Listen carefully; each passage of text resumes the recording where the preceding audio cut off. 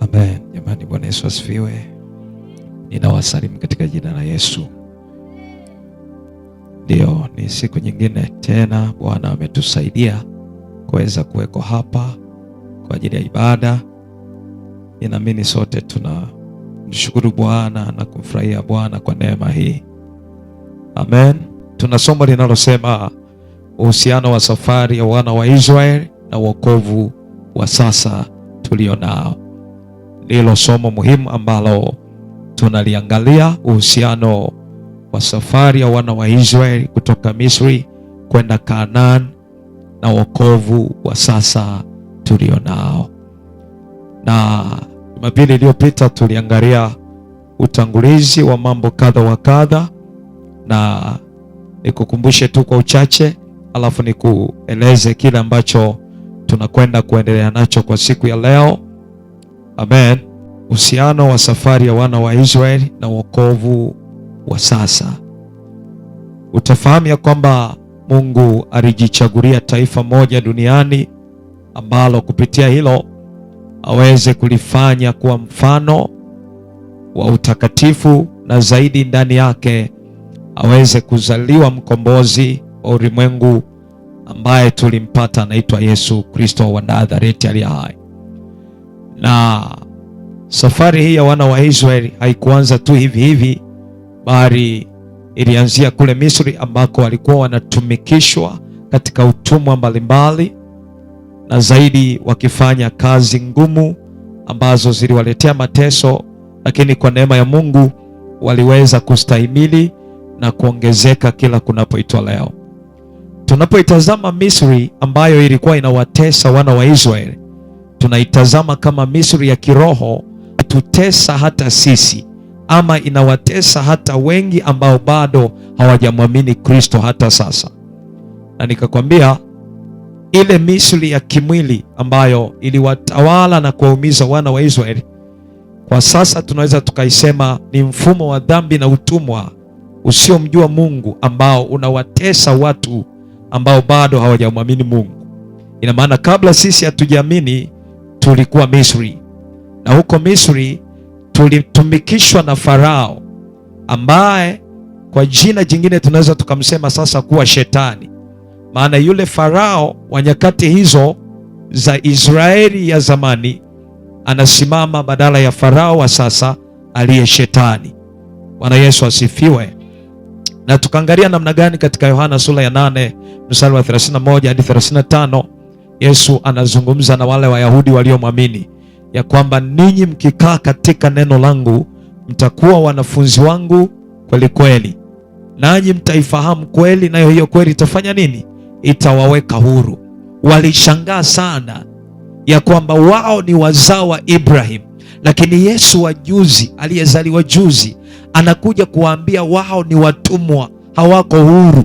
Ndio maana wakamhoji, wakamuuliza swali ya kwamba inawezekanaje sisi tulio uzao wa Ibrahimu, wewe unatuambia ya kwamba ni watumwa? Bwana Yesu asifiwe sana. Ina maana wakati wao wanajiona wako huru kwa sababu ni wana wa ahadi, Mungu yeye alikuwa anaona watumwa, anawaona ni watumwa. Kwa nini? Walikuwa wanatumikishwa na bwana mwingine wasiyemjua. Bwana Yesu asifiwe. Ndio maana katika mstari wa 36 maandiko yanasema, mwana akiwaweka huru mmekuwa huru kweli kweli. Kwa hiyo kumbe unaweza ukajiona kuwa huru, lakini endapo kama kuna dhambi ndani yako, wewe unahesabika kuwa mtumwa wa dhambi. Na tulitazama namna gani Musa alisimama kama kiwakilishi cha Kristo. Ndio maana maandiko yalitabiri yakasema ya kwamba atatokea nabii miongoni mwenu aliye mfano wa Musa.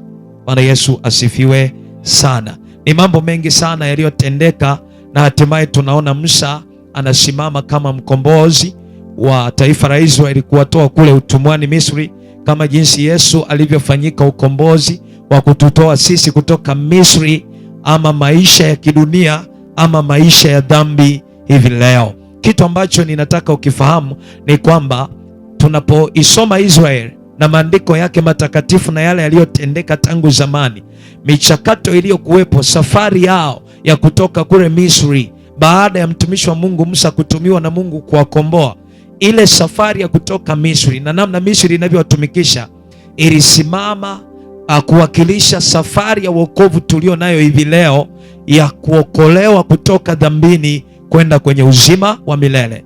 Ina maana ile Misri ni maisha ya dhambi tuliokuwa nayo, lakini Kanaani ambayo wana wa Israeli walikuwa wanaiendea ni ile mbingu mpya na nchi mpya ambayo tunaiendea. Bwana Yesu asifiwe sana. Kwa hiyo yako mambo ya kujifunza kutoka kwenye safari ya wana wa, ni mahali gani waliposhindwa, na nilichokuja kufahamu ya kwamba ni kweli hakuna jipya chini ya jua. Yote tunayoyapitia waliyapitia watu fulani katika nyakati fulani ambazo hatukuweko kabla. Kwa hiyo na sisi inatakiwa tuchukue mfano, ikiwa kama walishindwa basi sisi tushinde. Mahali ambapo wao walishindwa, kitu gani kilichowazuia wao kuweza kuingia Kanaani? Je, na sisi tunaweza tukajifunza nini kutokana na hicho, ili na sisi tusiweze kushindwa kufika kwenye uzima wa milele? Bwana Yesu asifiwe. Kuna jambo la ajabu ambalo tuliliona ya kwamba waliotoka Misri walikuwa wengi, lakini waliofika Kanaani walikuwa watu wawili pekee. Nikakwambia ndio maana Biblia inasema waitwao ni wengi, bali wateule ni wachache. Na tena inasema ingieni kupitia mlango ulio mwembamba, maana wengi watataka lakini wasiweze. Tunaanza safari wengi, lakini tutafika wachache. Hii ni kweli na ni hakika. Wakati makanisa yakiwa yamejaza watu, kuna dini nyingi, kuna dhehebu nyingi, watu wanasema wanamtumikia Mungu, lakini ukweli ni kwamba maandiko yanasema Bwana anawajua walio wake, na kila alitajaye jina la Bwana awache uovu. Tangu mwanzo mambo ya Mungu wa kweli hayana watu wengi, na hiki ndicho kitu ambacho tunajifunza kwa wana wa Israeli. Walianza watu takriban 600,000 na hesabu yao ilikuwa ni wanaume tu, pasipo kuhesabu watoto na wanawake. Ina maana kama ingejumlishwa ingekuwa ni zaidi, kwa sababu mara nyingi wanawake huwa wengi kuliko wanaume, na pengine hata watoto huwa wengi vivyo hivyo. Bwana Yesu asifiwe sana. Kwa hiyo ilikuwa ni idadi ya watu wengi walioanza safari kutoka Misri, lakini ajabu ni kwamba waliofika ni watu wawili, tena Caleb na Yoshua peke yake. Lazima tukae chini tutafakari, tujue kuna kitu cha kujifunza, na sisi tuisome maandiko tuone kwa nini wengi walikataliwa na kushindwa kuingia Kanaani. Vivyo hivyo na sisi tusije tukayafanya yayo hayo yakatupa nafasi ya kushindwa kuingia Kanaani ile ijayo. Bwana Yesu asifiwe sana. Na tuliangalia mambo yaliyowafanya wana wa Israeli washindwe kuingia Kanaani na kuangamizwa jangwani, na hapa ndipo lilipo somo letu. Nikusihi sana uwe makini. Tangu Jumapili nimekuambia na nimekusisitiza sana uwe makini, kwa sababu kile kilichowafanya washindwe ndicho kitakachotufanya na sisi tushindwe kuingia kwenye ufalme wa Mungu. Amen. Ninaomba turudie tena kuyasoma maandiko yetu muhimu katika Wakorintho wa kwanza ile sura ya 10 na mstari wa kwanza hadi ule wa 12, alafu tuendelee na kile kitu ambacho Mungu anataka tuendelee nacho leo. Wakorintho wa kwanza 10 tuanzie mstari wa kwanza.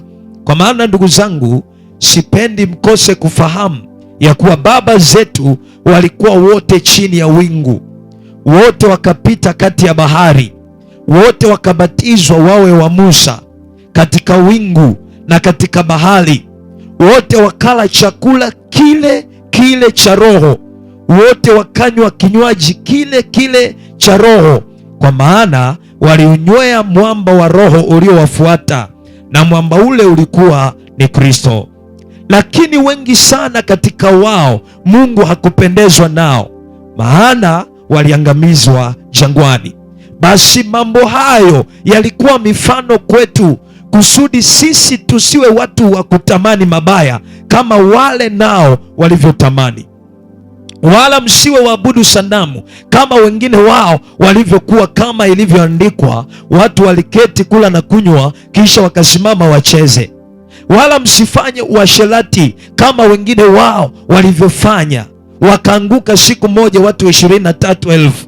Wala tusimjaribu Bwana kama wengine wao walivyomjaribu, wakaharibiwa na nyoka. Wala msinung'unike kama wengine wao walivyonung'unika, wakaharibiwa na mharabu.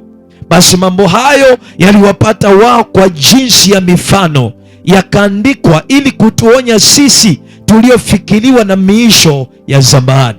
Mstari wa 12 anasema, kwa hiyo anayejidhania kuwa amesimama na angalie asianguke. Bwana Yesu asifiwe. Ni habari ambazo mimi nikizisoma ninasikitika, lakini ninajifunza vitu ambavyo kumbe sipaswi kuvifanya, kwa kuwa tayari Mungu ameisha toa mfano. Najua mtu wa Mungu, tutahukumiwa si kwa sababu ya kitu kingine, ila tutahukumiwa kwa sababu Mungu amekwisha tupa mfano, lakini sisi hatutaki kujifunza na kukubali maonyo ya Mungu ili tusitende kama wao. Yesu asifiwe. Mstari wa 5 unanipa kutafakari kwa kina zaidi, ya kwamba lakini wengi sana katika wao. Anasema wengi, hasemi ni wawili, hasemi ni watatu, anasema wengi sana. Unajua kuna tofauti ya kusema wengi na wengi sana. Anapokazia neno sana anamaanisha si kidogo, kwa sababu ni kweli tunasoma ya kwamba wengi wao hawakuweza kufika isipokuwa watu wawili, na bahati mbaya Biblia imetupa idadi. Ni afadhali ingetuambia wengi waliangamia ama wengi walianza safari, lakini situpe idadi. Lakini litupa idadi ya kwamba watu takribani 600,000 walianza safari pasipo kuhesabu watoto na wanawake, lakini waliofika ni wawili. Na ukisoma mistari ya juu inasema wote walibatizwa wawe wa Musa, kama jinsi na sisi tulivyobatizwa tuwe wa Kristo. Ukipiga hesabu ya waamini duniani utaona ni wengi. Wanasema wote tumebatizwa, wote walikula chakula kile kile, wote walikula ile mana, walikula zile nyama, wote walipita katika bahari ya Sham, kama jinsi ambavyo sisi tunavyokula neno la Mungu leo. Wote tumebatizwa kwa ubatizo wa maji mengi, wote tunasema tumemwamini Kristo. Anasema wote wakanywa kinywaji kile kile cha Roho. Walikunywa kinywaji na sisi tumekunywa kinywaji ambacho ni Roho Mtakatifu. Lakini angalia mstari wa 5 unavyozungumza kwa kusikitisha. Anasema lakini wengi sana katika wao, ingawa wote walikula, ingawa wote walikunywa, ingawa wote walibatizwa, walipita katikati ya bahari ya Shamu, lakini maandiko yanasema wengi kati yao Mungu hakupendezwa nao. Ni hatari sana. Yesu asifiwe. Ni hatari sana. Anasema maana waliangamizwa jangwani. Mstari wa 6, basi mambo hayo yalikuwa mifano kwetu. Si kwamba Mungu hakuwapenda wana wa Israeli hata akawaangamiza jangwani, lakini kumbe aliyafanya hayo nayo kwa faida yetu. Aliyafanya hayo nayo, maana Biblia inasema Mungu ameyafanya yote kwa makusudi yake, hata wabaya kwa siku ya ubaya. Ina maana hata mabaya yapo kutufundisha. Hakuna jambo ambalo Mungu ameliruhusu katika maandiko ambalo halina lengo la kutufundisha.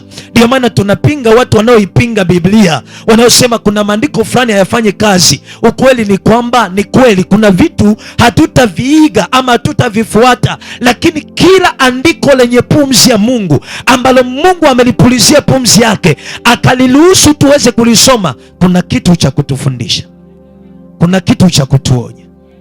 Ndio maana usisome neno la Mungu hivi hivi, usisome kama hadithi, usisome kama habari tu. Usifurahie ya kwamba wana wa Israeli wakapita hapa wakanungunika wakafanya nini. Hebu jiweke sasa wewe uwe miongoni mwa hao. Je, ungeweza kuvuka? Bwana Yesu asifiwe. Kwa hiyo mambo hayo yaliandikwa kwa mfano kwangu mimi na wewe, kusudi sisi tusifanye hayo ambayo walifanya wao. Sasa kuna mambo kadha wa kadha ambayo Biblia inasema waliyafanya, ndiyo maana waliangamizwa. Na mambo haya ndio tutakwenda kuyangalia kwa kina moja moja. Na jambo la kwanza tulilianza Jumapili, kutamani mabaya. Wana wa Israeli walitamani mabaya, ndio maana Mungu aliwaangamiza. Jambo la pili, kuabudu sanamu. Anasema tusiwe waabudu sanamu. Nitakufundisha, na ndio kipengele ambacho tutakiendea leo, ya kwamba waliabuduje sanamu na kwa namna gani kanisa la sasa linaabudu sanamu pasipo kujua. Na hili jambo la pili, walifanya uasherati, na penyewe nitapata nafasi kadri tunavyoendelea kukufundisha pia namna gani walifanya uasherati na namna gani kanisa la sasa linafanya uasherati, na mambo ambayo yanafanyika yatakayolizuia kanisa ama watu wa leo kuweza kurithi ufalme wa Mungu. Na hili jambo lingine, walimjaribu Bwana. Tutajifunza vivyo hivyo namna gani walimjaribu na sisi namna gani tunavyoweza kumjaribu, ama hata sasa Mungu anatuona tunamjaribu kiasi kwamba itatuzuia kuona ufalme wa Mungu. Na hili jambo lingine, walinung'unika. Amen. Mambo haya yako mambo matano ambayo tutajifunza kwa kina. Bwana Yesu asifiwe. Jumapili iliyopita nilianza na jambo la kwanza ambalo ni kutamani mabaya. Tukaangalia kitabu cha Hesabu sura ya 11, tukasoma mstari wa 4 na wa 5, zaidi tukaenda mstari wa 34.